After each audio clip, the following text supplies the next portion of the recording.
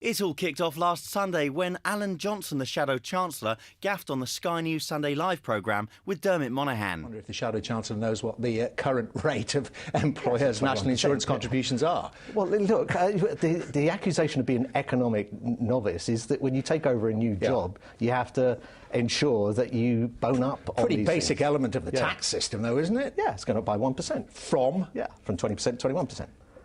12.8%. 12.8%. Right, OK, that helped you out there. OK. The next day, on Monday, Ed Miliband backed his Shadow Chancellor, sort of. I think I've got a Shadow Chancellor who, any day of the week, I will take his judgment over George Osborne. And then it was not so Red Ed's turn to gaff. In a scene that would make Trigger from Only Fools and Horses blush, he confused TalkSport's political correspondent, that's me, with the BBC lobby hack Gary O'Donoghue. Basically, we're both blind and we must just look the same or something. Yeah. Sorry, is that me? It's Gary, sorry.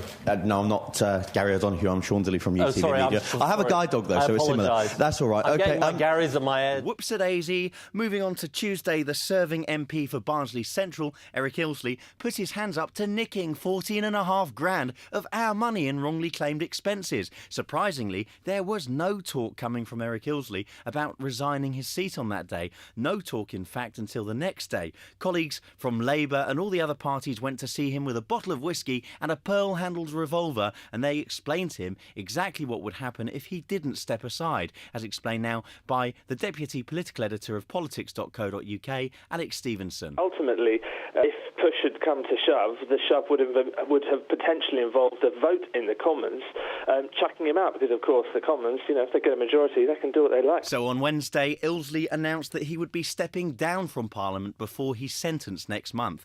Also on Wednesday, PMQ saw Ed Miliband take a rather effective swipe at David Cameron following revelations at Christmas that the Business Secretary Vince Cable had been saying some very silly and some very naughty things about bringing down the government. He told his surgery that he had a nuclear weapon in his pocket and he wasn't afraid to use it. And he said, if you keep people in the dark, you grow poisonous fungus. Now, on this occasion, he wasn't talking about the Chancellor of the Exchequer. But David Cameron jabbed him back. We've ended up with a Shadow Chancellor who can't count and a Labour leader who doesn't count. I think it's the honourable gentleman should be thinking about the television career and you get his brother to run the Labour Party. The biggest story of the week, of course, came on Thursday and Friday at the Oldham East and Saddleworth by-election. The Labour candidate, Debbie Abrahams, won and made her acceptance speech. The voters have spoken for the country. They have sent a clear message to those watching in Downing Street.